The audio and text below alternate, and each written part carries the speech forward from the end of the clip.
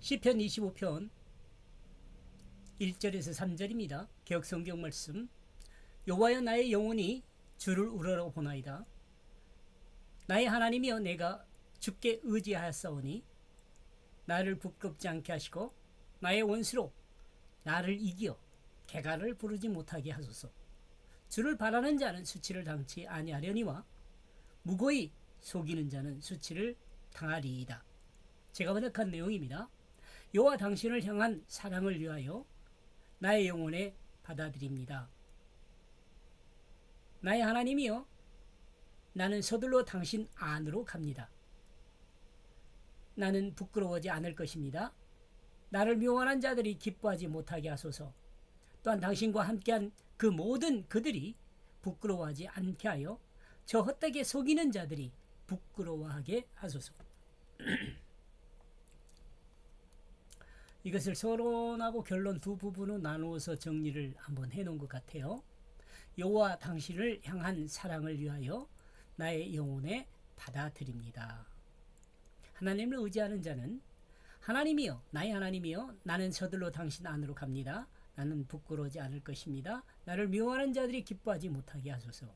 하나님과 함께하는 자, 또한 당신과 함께한 그 모든 그들이 부끄러워하지 않게 하여 저 헛되게 속이는 자들이 부끄러워하게 하소서. 1절, 여호와, 당신을 향한 사랑을 위하여 나의 영혼에 받아들입니다. 시편 24편에서 주님을 맞아들이기 위해 마음의 문을 열라는 요청을 받았습니다. 그리고 시편 25편에서 나의 영혼이 여호와를 향하여 일어섰다고 말하고 있습니다. 이는 여호와를 향하여 하나님의 마음에 여호와를 향하여 마음의 문을 열어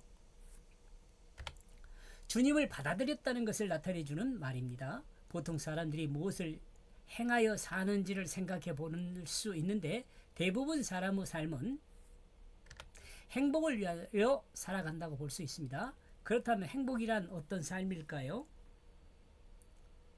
2절, 나의 하나님이여, 나는 서둘러 당신 안으로 갑니다. 나는 부끄러워하지 않을 것입니다. 나를 미워하는 자들이 기뻐하지 못하게 하소서. 행복이란 개념을 희락이라고 생각했습니다. 저는 이러므로 기쁘고 즐거움을 합한 것이 행복이란 생각이었습니다. 그러나 영어에서 말하는 해피는 일본인이 설명한 그것으로 행복은 기쁘고 즐거움이 아니라 그것인 즐거움이 아니라 다시요. 그러나 영어에서 말하는 해피는 일본인이 설명한 그것인 행복, 그것인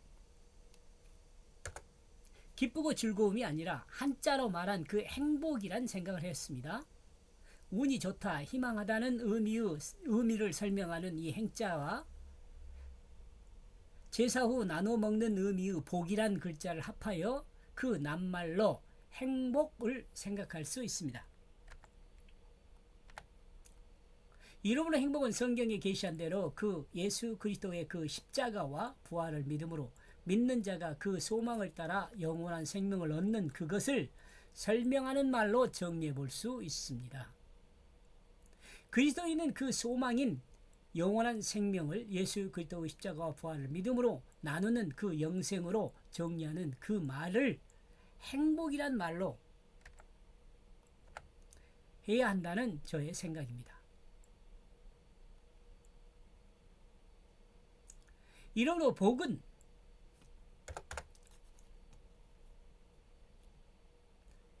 생명을 말하며 행은 하나님의 은혜를 말하는 것으로 생각해 볼 수 있습니다. 이러므로 그리스도인의 행복은 하나님의 은혜로 얻은 생명을 말한다고 볼 수 있습니다.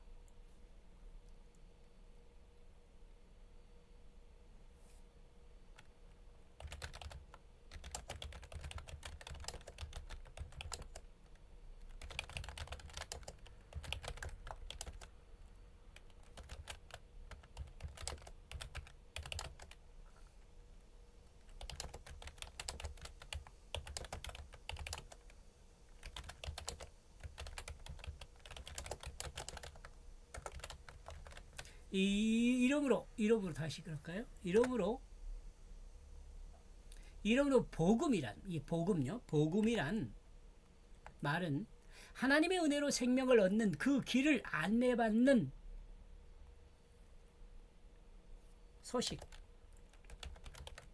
소식을 말한다고 볼 수 있습니다. 공감하십니까?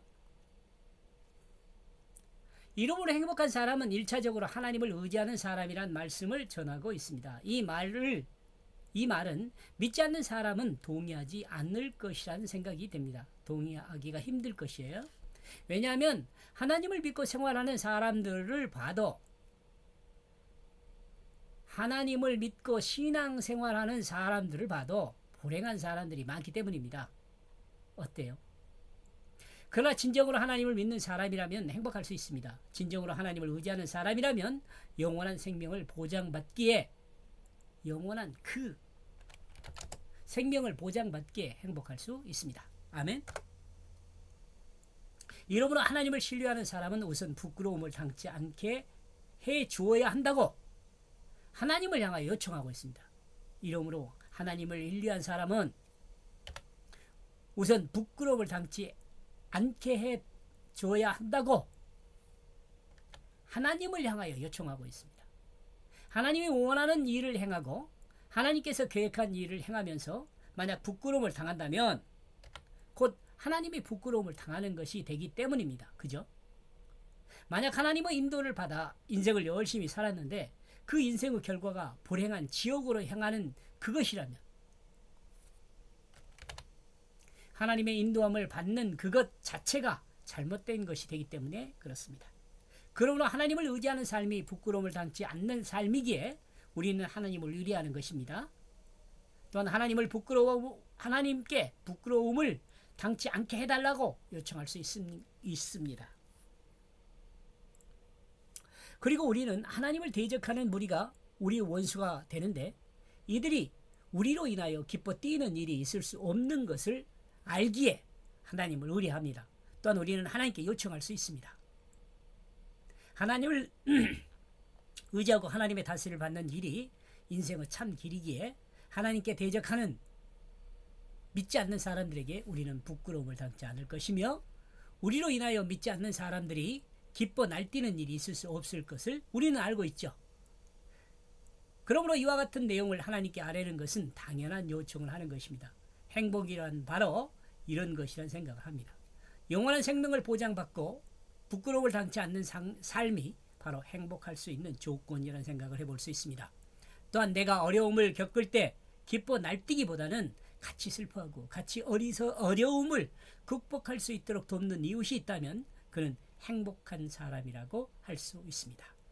3절, 또한 당신과 함께한 그 모든 이들이 부끄러워하지 않게 하여 저 헛되게 속이는 자들이 부끄러워하게 하소서.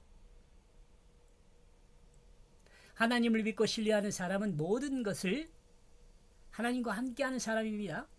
이러므로 하나님과 함께하는 사람은 역시 부끄러움을 당하지 않을 것입니다. 왜냐하면 하나님은 부끄러움을 당할 일을 행하지 않기 때문입니다. 또한 하나님은 쓸데없이 남을 속이는 일을 하지 않습니다. 그러므로 우리가 하나님과 함께할 때 부끄러움을 당치 않으며 역시 쓸데없이 남을 속이는 일을 행하지 않습니다.